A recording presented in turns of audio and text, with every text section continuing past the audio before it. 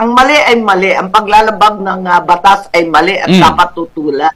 Yun lang yung akin. Kung political staff, di mas komportable, sana nanatili na lang ako sa alyansa. Madali lang, kapatid pa ako. Pero hindi ko talaga masikmura. At ang tanging nakikita ko, nung tinangay, nakidnap ang isang matanda na may sakit.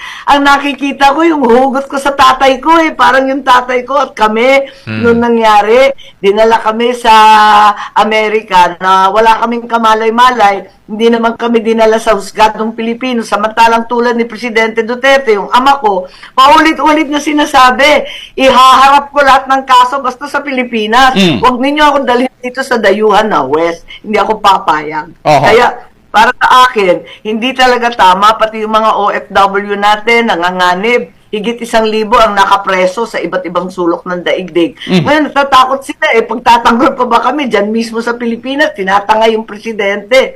Kaya natatakot lahat.